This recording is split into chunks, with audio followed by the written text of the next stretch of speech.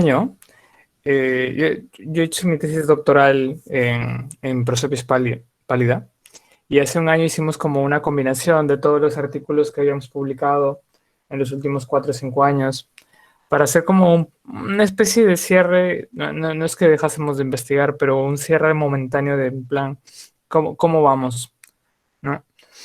Y a partir de ahí surgió el interés de tratar de hacer un review sobre Prosopis pálida, porque hay reviews sobre Prosopis y sobre varios Prosopis, porque hay 44 especies dentro del género, algunas más útiles que otras. Y pensamos, ok, hagamos un review. ¿No? Parece que ya hemos leído lo suficiente como para poder saber qué es lo que está hecho, qué es lo que está pendiente, etcétera. Deberíamos hacer un review. Ahora, luego nos surgió la pregunta, ¿no? ¿Cómo se hace apropiadamente el review de un paper? ¿Vale? Entonces, un review, para los que no lo saben, es cuando normalmente le hace una persona que es erudita en un tema, ¿vale? Y dice, ok, yo voy a explicar todo lo que sabemos y voy a deciros, según mi opinión, a dónde debemos ir, ¿no? ¿Qué es lo siguiente que debemos investigar? Entonces yo sigo siendo un cualquiera, por supuesto, ¿no? Pero aún así se me ocurrió, ok, vamos a hacer el review, pero ¿cómo lo haces? ¿Lees todo lo que hay sobre ese tema? Y lo cual suena irrisorio, porque nadie puede invertir tanto tiempo en un paper, incluso si es un review, ¿no? Pero imagínate que lees los cientos de papers que hay sobre ese tema, ¿vale? Luego, el review tiene que tener una estructura, no es un libro, ¿no? Pero tiene que tener es un viaje para el lector. Tiene que ir de un punto A a un punto B a un punto C, etcétera, ¿no? Y luego cerrar de una manera conclusiva, ¿no? Entonces, para eso tendrías que elegir cuáles son los temas más importantes y cómo se conectan entre ellos, ¿vale? Entonces, eso significa que si yo hago el review, yo voy a tener mi perspectiva de qué es lo más importante, ¿vale? Y cómo estos temas se conectan. Pero si una persona distinta lo hace, va a pensar que otros temas son más importantes, y eso está altamente influenciado por la experiencia laboral que cada persona tiene, ¿no? Si yo, por ejemplo, me considero un ecofisiólogo, ¿no? Entonces yo voy a dar prioridad a cosas que tengan que ver sobre el funcionamiento vegetativo de la planta. Pero puede que una persona dedicada a la agroexportación considere que todo lo relacionado al uso potencial del fruto, en la alimentación, etcétera, es trascendental, ¿no? Entonces lo va a poner como prioritario, ¿vale?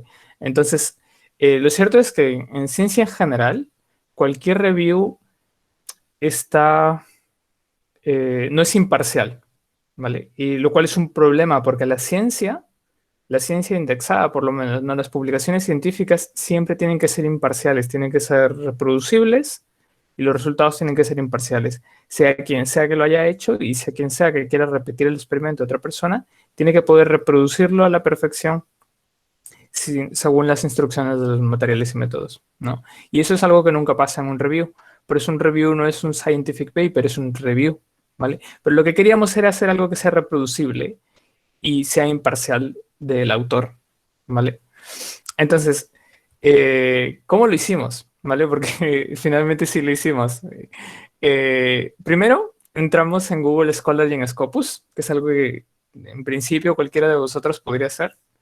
Y utilizamos el Search Engine, que es el buscador de palabras, y le dijimos, ok, dame todos los artículos que en el abstract, o en el título, por supuesto, pongan prosopis pálida, ¿vale? Las dos cosas, y juntas, ¿vale? No me vale que ponga prosopis por un lado, que ponga pálida por otro, porque puede pasar. Pálida es un término, implica el color pálido, el color amarillo. Puede que haya una planta que se llame prosopis y una ave que sea pálida, y ya tienes un artículo sobre prosopis pálida a pesar de que no sea sobre la planta que estoy hablando, ¿vale? No lo he mencionado, pero Prosopis pálida es el algarrobo que típicamente hay en la costa de Perú. Asumo como este congreso es en teoría en Perú, que todos sabíais que Prosopis pálida era el algarrobo. En fin, bueno, nada, pusimos el buscador, ¿vale? Y nos dio todos los artículos que iban sobre Prosopis pálida. Ahora, ¿qué hicimos después? Utilizamos un algoritmo de procesamiento de palabras para clasificar y puntuar todas las palabras clave que tenía el texto, ¿vale? Imagínense una matriz de datos, una tabla en Excel, donde los casos, que sería cada fila, ¿vale? Representan los artículos, ¿vale? El primer artículo, el segundo artículo, el tercer artículo, ¿vale? Y luego las palabras que hay en cada artículo son columnas, ¿vale? Desde la palabra que más se usa en todos estos artículos hasta la última. En principio, las dos primeras palabras que más se van a usar van a ser prosopis y pálida, porque le hemos dicho al sistema que sí, esas palabras Doctor tienen que Pablo, estar. disculpe que le interrumpa. Disculpe, ha compartido las PPTs, pero como no está pasando las PPTs, no sé si es un problema de conexión o no está pasando las PPTs. O sea, sí se llega a ver la pantalla. Sí, ahora sí. Ujú. Vale, Ajá, vale, que no ahora puedo sí. reproducirlo, ya veo, no puedo reproducirlo en modo presentación. No pasa nada, bueno, se ve un poco raro, Ok, pero no se preocupe. sí, voy a ver si puedo hacer algo más por esto. Ya, por lo menos, Ok, muchas gracias. qué pena. Vale, entonces, eh, utilizamos un algoritmo de procesamiento de palabras, le pusimos los puntajes, ¿vale? Voy a ir un pelín más rápido porque ya no controlo bien el tiempo. Eh, y el algoritmo, en pocas palabras, nos decía, dentro de todo la bibliografía que habíamos buscado, qué temas eran los más relevantes. Nosotros ya no teníamos que utilizar nuestro propio criterio para decir, no, lo más importante es la algarrobina, o lo más importante es la fotosíntesis de la hoja en algarrobo, o lo más importante son las raíces y su capacidad para coger nutrientes y absorber agua. No. Según todo lo que ya se había investigado, los temas más relevantes, los más investigados, los más conocidos, iban a salir en la tabla, ¿vale? Y eso porque una vez que ya habíamos obtenido la tabla, podíamos aplicar técnicas de ordenación no métrica que lo iban a hacer por nosotros, ¿vale? Entonces, con eso os muestro lo que tras años de investigación científica en Prosopis pálida representa un resumen visual de todo lo que hay, ¿vale? Todo lo que hay. Entonces, luego, una vez que tienes esta nube de palabras ordenada, ¿vale? Lo que puedes hacer es darle clasificaciones basado en la relación que tienen los artículos entre ellos, ¿vale? Esa parte de la ordenación puede que sea un poquito arbitrario, pero por ejemplo, si yo veo el eje 1, ¿vale? Que va de izquierda a derecha, yo puedo decir, ok, pues los términos genética, clima, especie, eventos, que esto viene evidentemente de fenómeno del niño, ¿no? Eventos climáticos, está completamente contrapuesto, ¿vale? No tiene nada que ver los artículos que tienen que ver con este tema y son importantes porque están en los extremos, con los artículos que tienen que ver con la composición, con la harina, con los tratamientos, que son cosas más de producción, ¿vale? Entonces, nosotros hemos clasificado estos grupos, ¿vale? Estos grupos de nubes de palabras en tres temas académicos, ¿vale? Por un lado están los temas que tienen que ver con la distribución geográfica, ¿vale? ¿Dónde está el algarrobo y qué planta realmente es la que está ahí? ¿Es Prosopis pálida? ¿Es Prosopis limensis? ¿Es Prosopis juliflora? Porque hay muchas dudas genéticas sobre cuál es la distribución real de la especie, ¿no? Y todos los artículos que tenían que ver con ese tema están acoplados aquí en esta nube de palabras. Luego tenemos artículos que tienen que ver con cómo funciona el algarrobo. ¿Cómo es posible que en un lugar donde prácticamente no hay nada de precipitación y la poca precipitación que hay está colapsada en unas semanas o meses bien concretos del año donde de por sí hay demasiada evaporación porque es verano? ¿Cómo es posible que una especie pueda subsistir con la envergadura que tiene el algarrobo? ¿Vale? Y todos los artículos que tenían que ver con su ecofisiología y su plasticidad poblacional están acoplados aquí en características como raíz, nutrientes, hoja, seedling, que es no me acuerdo la palabra en español, bueno, es cuando la planta es muy joven, ¿vale? Introducido, nativo, palabras que tienen que ver con eso, ¿no? Y por último está el último gran grupo que tiene que ver con los servicios ecosistémicos que proporciona el algarrobo, que ya sería, como decía, ¿no? La harina, la composición, los aditivos, cosas que tienen que ver con algarrobina también por ahí, ¿vale? Entonces, esto era genial porque directamente el sistema nos decía, ok, irrelevantemente del perfil del investigador, aquí hay tres temas, ¿vale? No hay cuatro, no hay siete, no hay 28, irrelevantemente de que tú creas que hayan temas más importantes o no, esto es, ¿vale? Era bastante imparcial.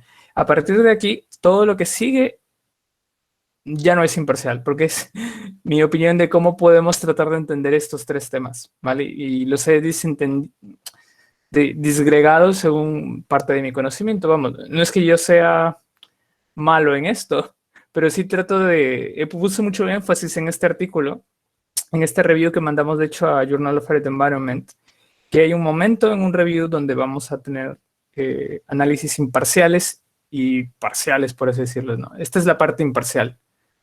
Puro y duro, esto es lo que tenemos. Y ahora yo voy a tratar de explicaros cómo funciona el algarrobo. Bueno, cómo funciona. Hasta qué punto entendemos cómo funciona el algarrobo. ¿Vale? Entonces, como mencionaba primero la parte azul, la distribución geográfica. ¿Vale? Esta es una gráfica que hemos sacado de la base de datos global de distribución de especies, que nuevamente era la forma más imparcial de decir cómo está distribuido el algarrobo.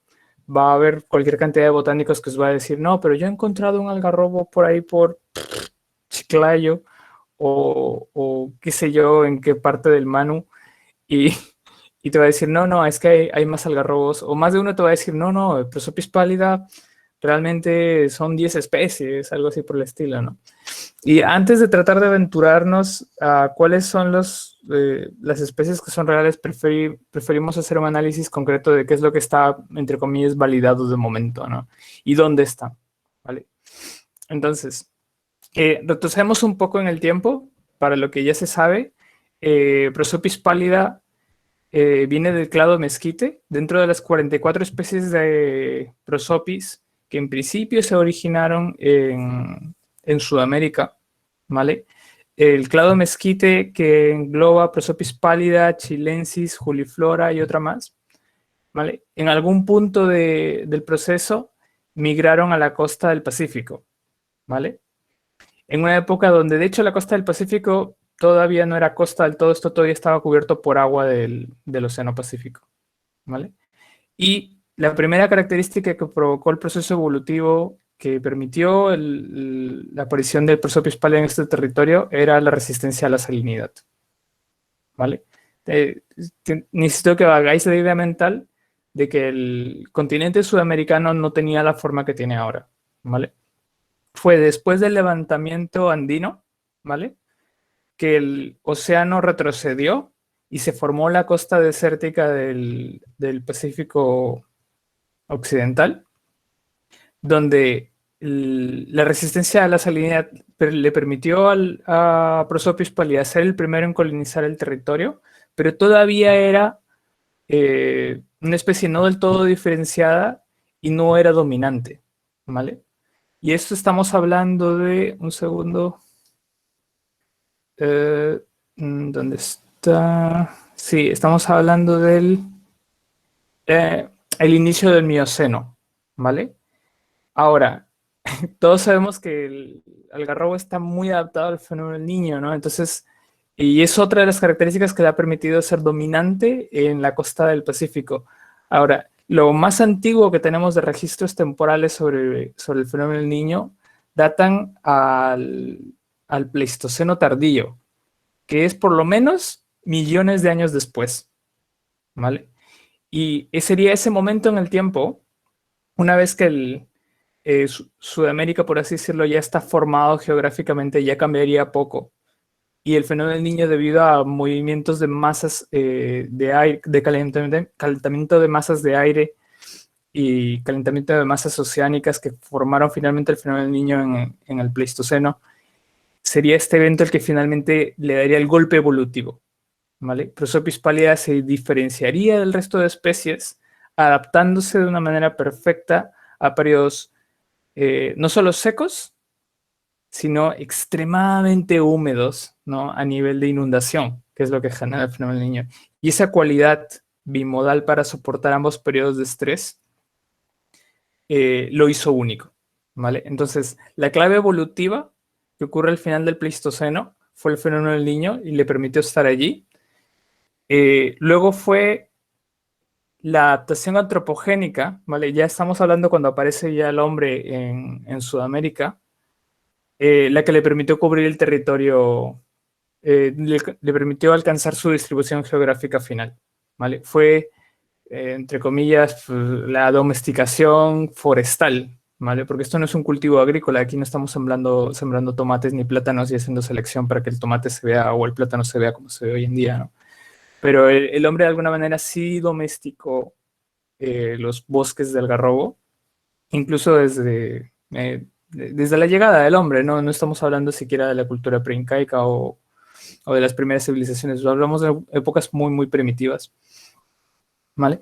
Pero en cualquier caso, mientras que el niño representa la fuerza evolutiva, la adaptación antropogénica del algarrobo y la relación hombre-planta es la que finalmente le dio la distribución geográfica que tiene, ¿vale? Que en principio debería estar ubicada prácticamente en la costa de Sudamérica, pero luego ya, y esto hablamos de tiempos súper modernos, ha permitido que pues viajes de investigadores o de interesados, gente que ha valorado la especie, haya provocado inserciones accidentales en Brasil, en Australia, en Hawái, lo que representa la distribución. Y sobre esto hay muchos papers, hay sobre todo varios papers sobre cómo Prosopis pálida es una especie invasora en Hawái, cómo representa un problema en Australia, cómo se está utilizando en Brasil para producir madera, cómo hay algunas poblaciones sueltas por ahí en México, eh,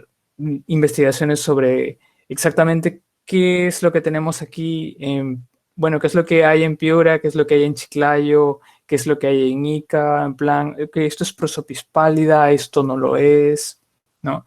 Y por mencionar algunos de los artículos más relevantes de este tema, quizá el de Palacios en el 2011, que trató de utilizar AFLPs, que es una técnica de marcación molecular para tratar de separar Prosopis pálida de limensis y de definir si realmente aquí hay juliflora en Perú o no, ¿no? Artículos interesantes, pero poco concluyentes porque para determinar que una especie es única, es decir, que has encontrado una especie nueva o que esa es tu especie, aunque los marcadores moleculares deberían ser suficientes, realmente no lo son, porque tú necesitas un gen que sea único de la especie, ¿vale? Que es lo que representa un proceso de especiación. Que tú tengas un gen que solo existe en tu especie y que no es posible trasladarlo a otra especie con un nuevo cruzamiento. Pero pruebas de esas no hay porque de hecho nunca se ha hecho la secuenciación genética de Prosopis pálida. No existe en el GenBank. Entonces, todavía creo que estamos un poco lejos de eso. Si entras a The Plant List, puedes encontrar a Limensis como simplemente un sinónimo de Prosopis pálida, ¿vale? Tratar de resolver este último enigma genético es algo que hemos intentado, pero difícilmente hemos conseguido fondos para eso. No es barato, pero no es complicado, ¿vale? Toma tiempo, pero cuesta dinero. Y, y realmente nos hace falta, ¿vale? Porque es una pena que una especie que en principio se formó en Perú y que ya existe hoy en día la tecnología para poder entenderla del todo, simplemente no podamos hacerla porque no sea una prioridad, porque la investigación básica a veces no sea una prioridad. Y luego entraré más a fondo en este tema. Ay, vale, entonces, como os mencionaba, el algarrobo llegó a la costa de Sudamérica y se adaptó a la variabilidad climática, al fenómeno del niño, ¿no? ¿Y cómo funciona exactamente esto? Bueno, pues eso nos lleva al estado alternativo de la biomasa, ¿vale? En principio hay un momento. ¿Vale? Este es un eje de, por así decirlo, de precipitación y crecimiento. Hay un momento de crecimiento forestal, ¿vale? Hablamos del bosque entero, no de una planta concreta.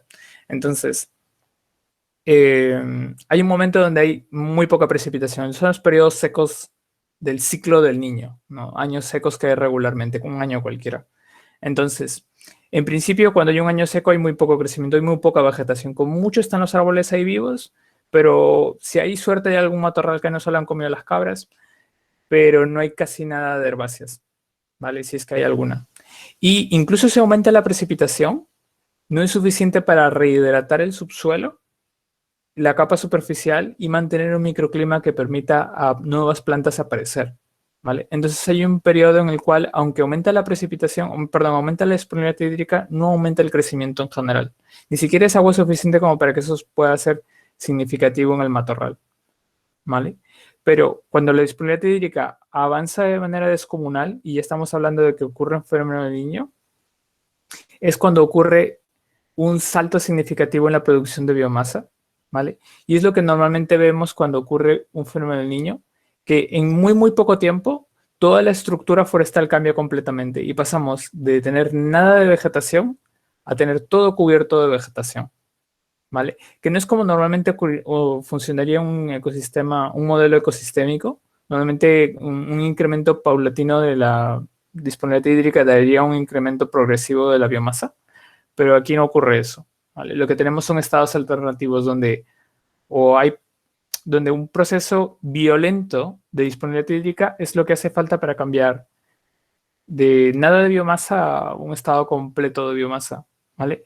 El proceso contrario también ocurre y es muy curioso porque cuando el fenómeno del Niño acaba, evidentemente la disponibilidad hídrica empieza a caer, ¿vale? Pero tiene que haber un periodo muy largo de tiempo donde ya no hay agua para que recién la biomasa empiece a caer y empieza a caer de golpe porque todo el sistema empieza a colapsar, ¿vale? Y nuevamente el sistema regresa y se vuelve todo seco otra vez. Mm. Es muy curioso porque no es, esto debería ser lineal y hay una fase donde con la misma disponibilidad hídrica tienes dos estados distintos de biomasa, porque lo tienes de ida y lo tienes de vuelta, ¿no?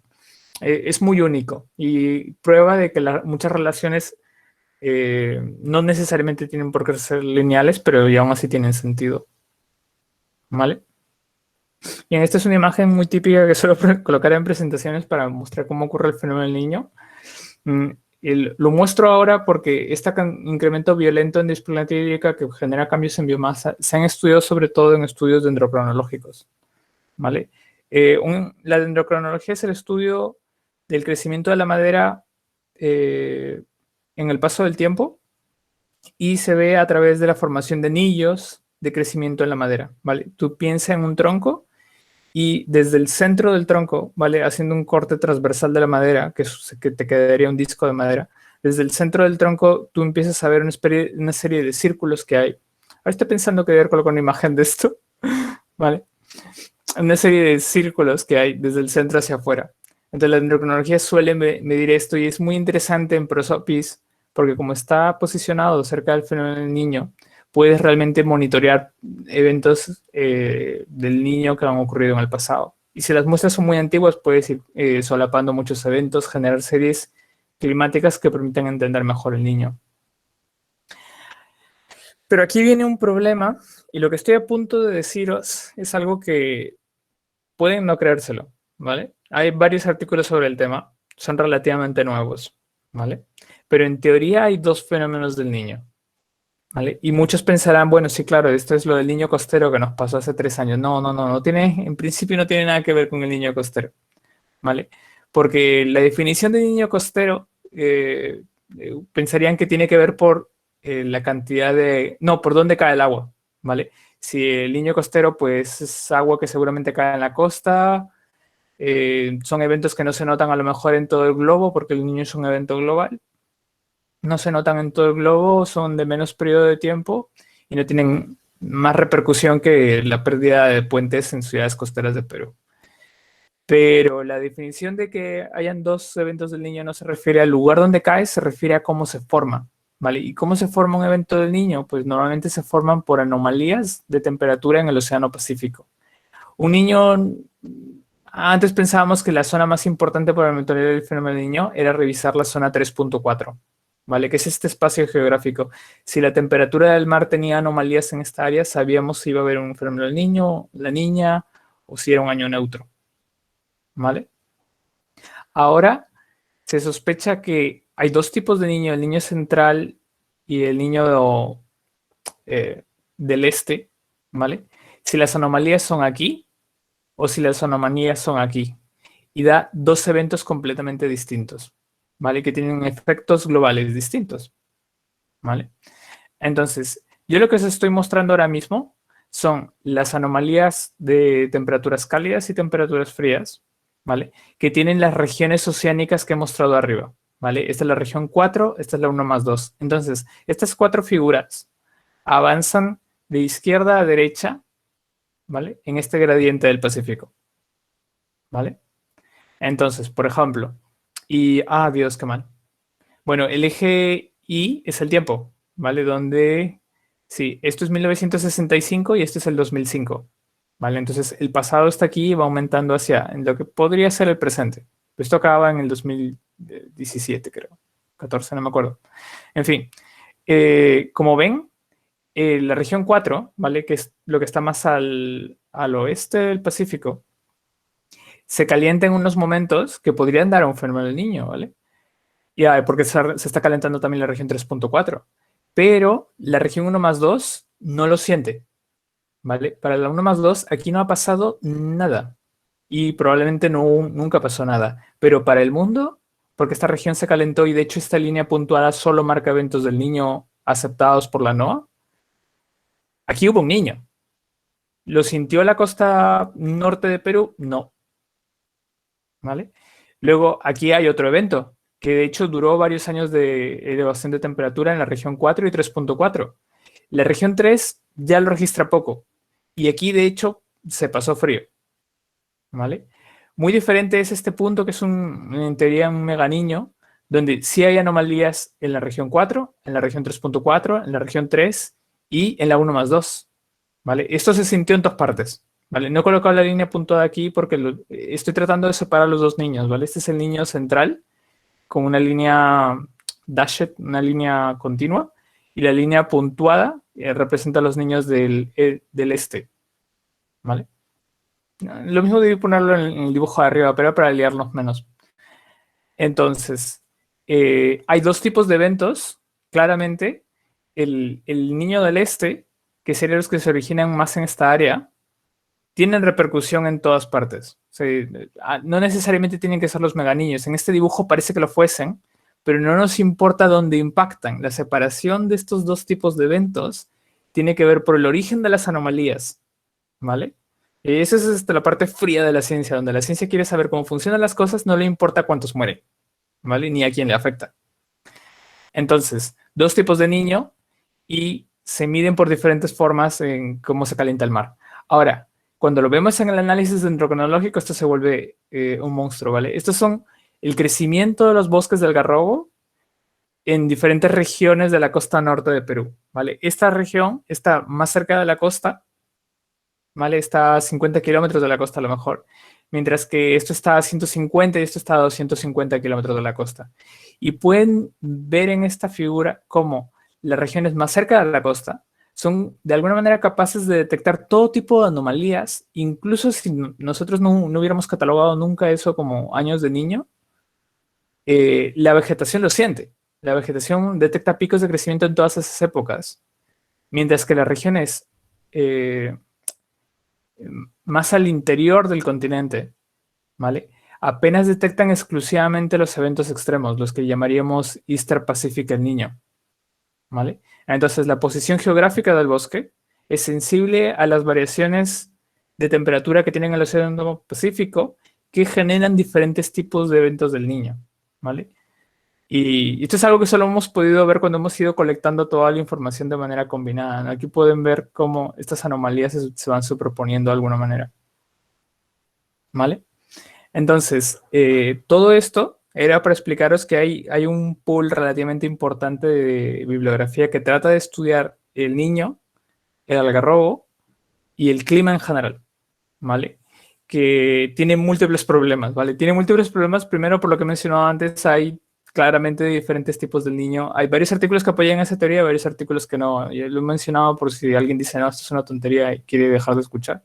Puede hacerlo, ¿vale? Pero en principio, creo yo que hay suficiente información como para validarlo y la dendrocronología también lo sugiere. Habrían dos tipos de eventos del niño, ¿vale?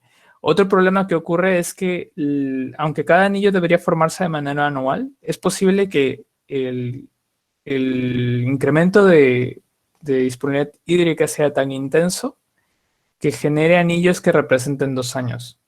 O que incluso la ausencia de luz, porque es una planta muy heliófila, la ausencia de luz bloquea el crecimiento durante un periodo durante el niño. Entonces hay una falta de resolución anual a veces en la madera que pone en duda muchas muestras dendrocronológicas, dificulta mucho el trabajo. Entonces la dendrocronología en el algarrobo tiene problemas técnicos, así como logísticos, porque si hay dos eventos del niño y pasa mucho tiempo hasta que podemos realmente distinguirlos, ¿cómo podemos saber qué es lo que representa en la madera? Y luego, por último, es que para poder hacer unas series temporales nosotros necesitamos, y poder distinguir esto, necesitamos muchos eventos. Y incluso esta serie solamente tiene 3, 6, 9, 10. Necesitaríamos como, qué sé yo, 200 de estos. Y 200 niños en un evento que ocurre cada 5 o 7 años, es imposible. Serían como 1000 años de historia climática, un árbol de 1000 años o bosques que se hayan podido mantener durante 1000 años y que los árboles se hayan ido conservando en el tiempo. Es muy complicado, muy, muy complicado. Pero son los retos que se enfrenta la neuronología y creo yo que los logros lo merecen, porque poder descubrir que realmente el bosque es sensible a toda la variabilidad del Océano Pacífico, que realmente es el Océano Pacífico el que está rigiendo cómo está creciendo el bosque, y no todos los bosques tienen la misma sensibilidad, es impresionante. Ahí nos ayuda a saber cómo manejarlos, qué zonas van a ser más vulnerables y qué zonas no. ¿Vale? El siguiente bloque de bibliografía que estudiamos es la ecofisiología. Creo que voy bien de tiempo, no sé. ¿Lo digo por ir un poco más rápido quizá? Ok, bueno, voy a hacer lo que sea. Bien, el siguiente Sí, bloque sí lo escucho. Puede ¿Sí? continuar, no se preocupe, sí. Vale, bien. El siguiente bloque de bibliografía es la parte ecofisiológica del algarrobo. Y aquí encontramos varios artículos de los que realmente yo soy autor, de la mitad de ellos posiblemente, donde tratamos de determinar qué características de la planta le permiten subsistir en condiciones de sequía y qué características le han permitido luego extender eso en dominar el bosque como es, ¿no? Y una gran base bibliográfica se concentra en la locación de biomasa en raíz. Es una gran concentración del peso de la planta que está ubicado solamente en inversión de raíz para poder alcanzar la napa freática y poder expandir luego raíces radicales que permiten absorber la mayor cantidad de precipitación de la lluvia.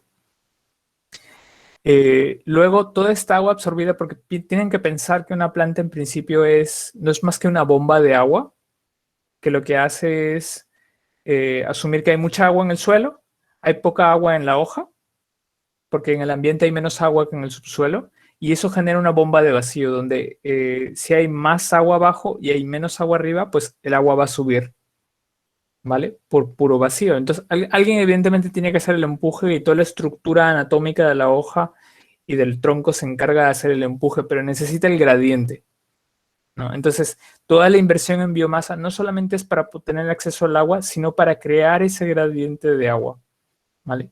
Ahora, el problema está en que el ambiente es tan árido que lo más probable es que provoque un cierre de los estomas que son estos como el final de un vaso, ¿no? Que es los vasos que corren en el tronco de la madera terminan en la hoja y en la hoja terminan en estos estomas, donde la planta intercambia CO2 por oxígeno y a la vez lo utiliza como el canal para perder agua, para refrigerar la hoja, para impulsar el gradiente, para que el agua del subsuelo sea empujada a través de toda la planta y salga por ahí, ¿vale? Entonces, existe este problema de que el ambiente es tan árido que puede provocar el cierre de los estomas. Y si cierra el estoma, aunque parezca tonto, no es que la planta se vaya a deshidratar, porque tiene acceso al agua, por lo menos en la raíz, la planta va a vivir. Su problema está en que no hace fotosíntesis. Y al no hacer fotosíntesis, lo que tiene es carbon starvation, que es cuando mueres de hambre porque no tienes el carbono para hacer fotosíntesis. Entonces, es muy curioso, pero lo primero que pasa cuando se cierran los estomas, o sea, en un periodo de sequía, no es que te mueras de sed, bueno, si eres una planta, ¿no? Es que te mueres de hambre, ¿vale? Entonces, el siguiente paso después de producir un montón de raíces es el control anisohídrico estomático, ¿vale? Implica que la planta impresionantemente es capaz de mantener el estómago abierto para asegurar la tasa fotosintética, incluso si eso implica correr el riesgo de deshidratarse, ¿vale? Se deshidrata porque el gradiente corre con mucha intensidad. Tiene que haber un gran acceso al agua y tiene que haber unos tubos en el xilema que permitan soportar mucha presión de agua para que toda esa agua viaje a través del tronco y sea expulsado por la hoja, ¿vale? Que va a tener los estomas abiertos y pueda ocurrir la tasa fotosintética. Pero todo eso tiene que mantenerse vivo y tiene que mantenerse estable. Lo más normal con la presión tan alta y el agua fluyendo a tanta velocidad es que se termine capturando una burbuja de aire en el vaso como si esto fuera una tubería y reviente, ¿vale? Pero luego viene el siguiente paso, que es una estructura de vasos muy pequeños y muy desconectados entre sí para asegurarse que si hay un proceso de cavitación no se expande a través de toda la madera. Y a la vez los vasos más pequeños, que son los que tiene, son sobre todo vasos pequeños, tienden a cavitar menos, porque es más difícil reventar un vaso pequeño que un vaso grande. Es más difícil por las propiedades del agua, es más difícil que se forme una burbuja de aire, ¿vale? Y luego, por último, está la estructura de la hoja, que juega un factor clave para maximizar la tasa fotosintética. Este es la relación que suele tener el LMA, que es una variable estructural de la hoja, ¿vale? Con la tasa fotosintética. Y estos son los puntos negros, representan los datos que hay en todo el mundo o que tenemos sobre estructura de la hoja, ¿vale? Hay todo un área de la ciencia que se dedica a estudiar esto, de hecho. Y tratan de ver que cuando la estructura de la hoja es más fina, ¿vale? Es más fina y más ligera, la tasa fotosintética es más alta. Y cuando la hoja es más densa y más gruesa, la tasa fotosintética es menor. Y luego está asociado también a su longevidad, ¿no? Entonces una hoja gruesa y densa está planeado para existir durante a lo mejor un año o dos y producir poca fotosíntesis, pero por mucho tiempo, para asegurar la subsistencia de la planta. Mientras que lo que hace realmente el algarrobo, que son los puntos amarillos, es tener una hoja fina, muy ligera, ¿vale? Muy liviana, con una tasa fotosintética muy alta, pero va a vivir muy poco. Y de hecho, cualquiera que tenga un algarrobo en su casa o haya visto un algarrobo, el algarrobo tiende a tirar la hoja con muchísima facilidad. Hemos tratado de hacerle un seguimiento a la longevidad, nos ha dado entre un mes o dos, incluso en invernadero. Entonces estamos hablando de una planta que renueva hoja de manera mensual, una caducifolia facultativa muy posiblemente, para asegurarse siempre tener una tasa fotosintética alta, que cumpla todos los requerimientos que hemos mencionado antes, ¿no? Está asociado a un tamaño de estructura cinemática, ¿no? Del tamaño de los vasos, un control estomático preciso que le permite asegurar la captura de carbono y una producción de biomasa de raíces que le permite asegurar el acceso al agua y mantenimiento del gradiente completo. El último bloque de bibliografía, y ojo que esto también nos dejamos muchas cosas en el aire, ¿no? Pero el último gran bloque son los servicios ecosistémicos, ¿vale? Y esta es la parte que probablemente más os suene porque en Perú no es, por lo menos en la costa no es demasiado difícil encontrar algarrobina o algún subproducto como miel obtenido a través del fruto. Es quizá la parte más comercial, ¿vale? No voy a ahondar demasiado en ello. Hay muchos artículos sobre el tema. La mayoría de ellos son relativamente antiguos, son de los 90. Es un tema, en mi opinión, que se ha quedado un poco estancado. Evidentemente podríamos haber hecho más cosas. No estoy seguro hasta qué punto los bosques tienen suficiente producción como para que haya un mercado atractivo, ¿vale? No soy el experto en el tema, pero el hecho de que no haya habido más investigación en el pasado o que no haya investigación activa publicándose sobre este tema, me da la sensación de que, de que no existe o un interés de parte de la ciencia o del mercado por tratar de impulsar esto más allá. Hay dos temas más que son muy importantes, ¿vale?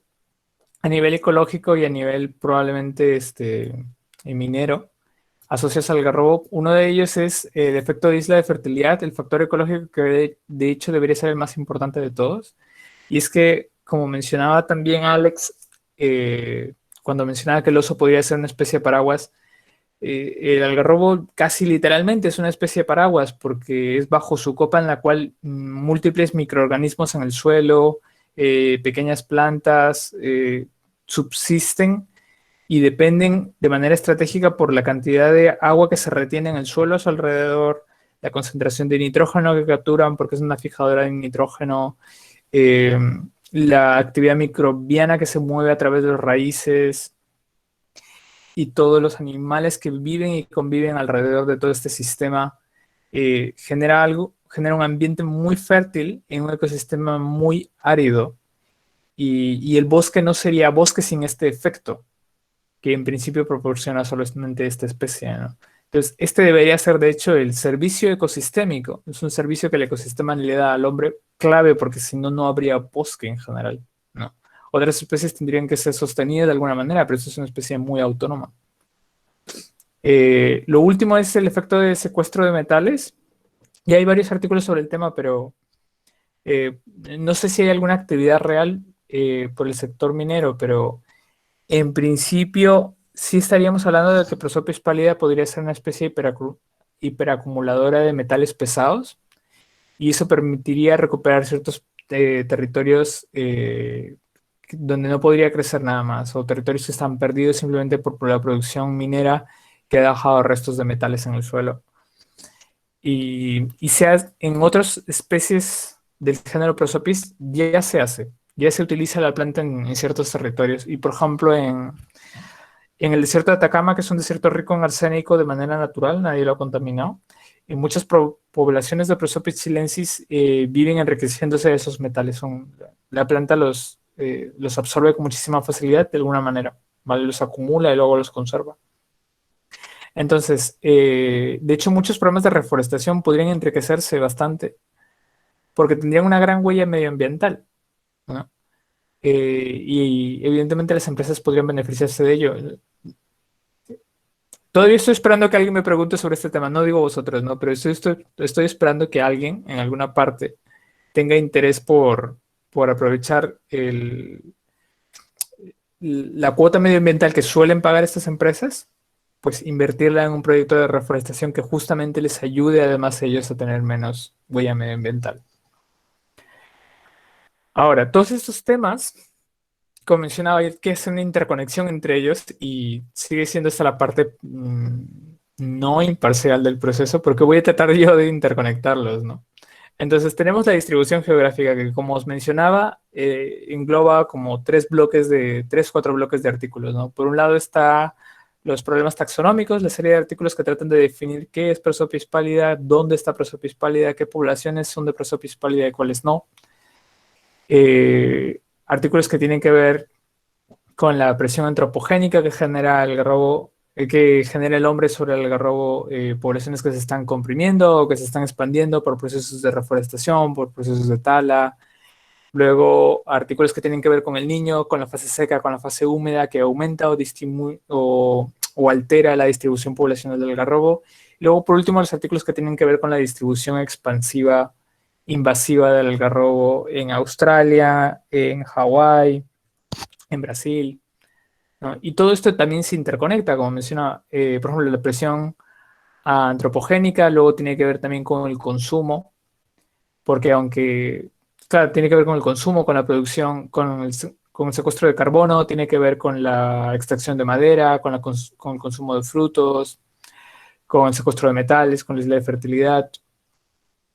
Luego, la invasión de la especie tiene que ver con su variabilidad intraespecífica, su capacidad para crecer, para adaptarse a situaciones extrañas que ha adquirido por el proceso evolutivo que ha ganado con el fenómeno del niño. Toda su relación con el agua en general tiene que ver con su adaptación hidráulica, con la locación de sus raíces, el control del inicio hídrico de los estomas, su plasticidad fenotípica, su adaptación a la sequía. Nuevamente, esto es lo que genera el efecto de isla de fertilidad, porque son estas características lo que lo hacen una especie única para administrar el agua, que puede beneficiar además a otras especies, ¿no? Entonces, todos estos temas, de alguna manera, se interconectan entre sí, ¿no? Sobre todo la distribución geográfica, que probablemente sean los primeros estudios desde el Linneo cuando estudió estos temas, y Humboldt, van relacionándose de alguna manera luego con estudios que posteriormente trataron de entender, ok, pues ya esto es lo que hay, ahora cómo funciona y cómo podemos aprovecharlo, ¿no? Por último, ¿vale? Estos temas se interconectan y a la vez se separan, ¿vale? Y quiero hacer una distinción de que el primer eje, ¿vale? hace una separación bien clara en cómo se ha financiado la ciencia hasta ahora. Porque si se fijan, todos los estudios que tienen que ver con la distribución geográfica y la ecofisiología de plasticidad poblacional son investigación básica. Es entender, ok, ¿dónde está y cómo funciona? ¿Vamos a sacar dinero de esto? No. Ok. Pero luego está la investigación aplicada. ¿Vale? La investigación aplicada que ya le interesa, ok, pues vamos a producir harina, ¿cuánta harina podemos producir? ¿Cuánta algarrobina podemos producir? ¿Cuál es la composición química? ¿Cuál es la concentración de proteínas? ¿Cómo podemos vender esto? ¿Cuál es el producto? ¿Vale? ¿Cómo podemos aumentar? ¿Qué clase de tratamiento tenemos que aplicar para tener mayor calidad del producto o tener más bosque para poder producir más cosas, ¿no? ¿Dónde está el dinero? ¿Vale? Y realmente la ciencia debería interconectarse por cómo se relacionan estos temas. Como he mencionado antes, ¿vale? Estos temas se relacionan pues porque el agua tiene que ver con el niño, tiene que ver con la planta se adapta, etcétera, etcétera, pero no es cómo se ha investigado. Se ha investigado según la financiación sea básica y aplicada. Y esto es un problema, no sé si os dais cuenta, porque la ciencia tendría que darnos las herramientas para que nosotros construyamos un mejor futuro, ¿vale? Pero es el sistema administrativo académico, ¿vale? Es cómo se financia la ciencia, cómo la burocracia administrativa de la ciencia está rigiendo cómo nosotros vamos a investigar y cómo vamos a moldear nuestra vida, ¿vale? No son las necesidades humanas, no es la ciencia en sí mismo, porque la ciencia debería regularse sola, ¿vale? Así como el mercado económico se regula solo, la ciencia debería regularse sola. Pero aquí estamos atrapados por qué es lo que, en este caso concreto con CITEC, Fondesit, FinCit, qué es lo que ellos deciden que vale la pena o no y cuándo, ¿vale? Y en ese sentido, esta figura finalmente va a terminar de desbalancearse, va a terminar separando estos temas cada vez más y generando nuevamente más islas de conocimiento muy dispares, ¿no? Nos vamos a ir alejando de un sistema que es así a un sistema que directamente va a formar una línea, una barrera, ¿no? Va a ser muy poco útil, ¿vale? Y va a haber menos gente del sector productivo interesado en la academia y menos gente de la academia capaz de ayudar al sector productivo. Todo porque la financiación está rigiendo cómo se dirige la ciencia en lugar de que la ciencia rija cómo vamos a gastar los fondos. Okay. Eso es todo.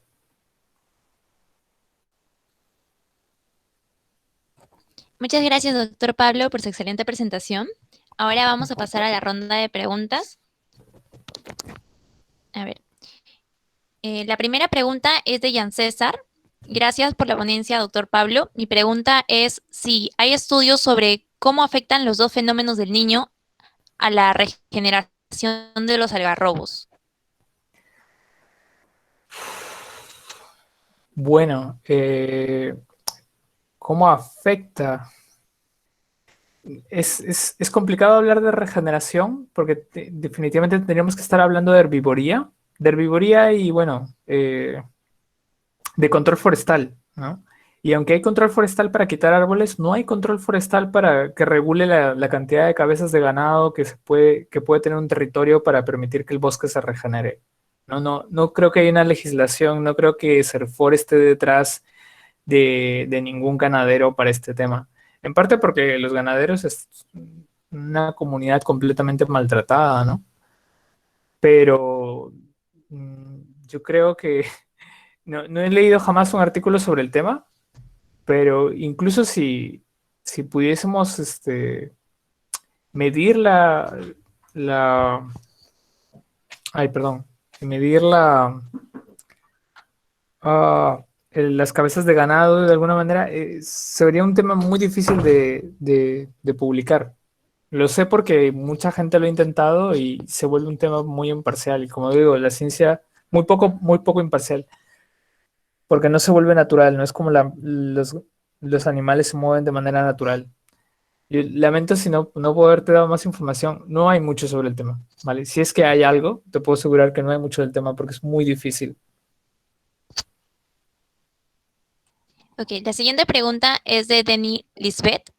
menciona muy interesante la ponencia. Mi pregunta es, ¿por qué en servicios ecosistémicos no has considerado, disculpe, la captura de carbono? Sí, los proyectos Red Más, bueno, lo que pasa no es que no lo hayamos considerado, hay proyectos de captura de carbono. El detalle está en que en términos de pálida no se han publicado. Yo creo que en parte es porque los proyectos Red Plus y Red Más Más en general, ellos los que buscan es tener captura de carbono, o sea, tener bonos de carbono y ponerlos en el mercado. Entonces, no sé si alguno se ha tomado la molestia de coger todo esto y de publicarlo en algún lugar. Es verdad que sí hay algunos pocos artículos que tratan de estimar la biomasa total y calcular, ok, pues esto en teoría sería el carbono total de bosques del Garrobo que hay en X territorio. Pero no se matiza como servicio ecosistémico, se matiza simplemente como producción forestal. No lo he puesto en la figura, me parece que sí está en el texto. Digo en el texto porque esto es un artículo que hemos mandado y ha pasado ya la segunda revisión en Journal of Earth Environment en un special issue. Entonces, no sabría decírtelo de memoria. Lo hemos colocado aquí en esta figura porque está en el paper. Entonces, seguramente está ahí. Pero no lo he mencionado a fondo porque hay muy poco. Ok, bueno, para finalizar con la última pregunta, José Alberto menciona, gracias por la ponencia, ¿existen experiencias de sistema agroforestales con el algarrobo? Tengo entendido, porque tuvimos un evento hace poco, bueno, hace ya un año exactamente, sobre bosques secos y tengo entendido que en el norte ya hay lugares tratando, o sea, ya hay empresas tratando de generar, así como hay plantaciones de limón, de uva, etcétera, etcétera, pues hay plantaciones de plantas nativas y lo que trataban evidentemente de aprovechar eran bosques de algarrobo también, ¿no? Entonces, sé que hay algunas, no las sé de memoria, pero si alguien quiere saber exactamente, puedo buscar entre los correos que me han mandado las tarjetas que tengo y puedo poner a alguien en contacto con empresas agroforestales de algarrobo. Sé que hay creo que puedo encontrar hasta dos, ¿no? Distinto es gente que sean dueños de predios, de zonas naturales de bosque seco y que tengan permisos de extracción de madera. Eso por lo menos hay 20 o 30, que en principio sería lo mismo, simplemente me parece que no lo están manejando en términos de regeneración. Un poco peligroso. Mm. Gracias, doctor. Excelente exposición. En realidad, una exposición completa. Nuevamente, muchas gracias. Estupenda presentación.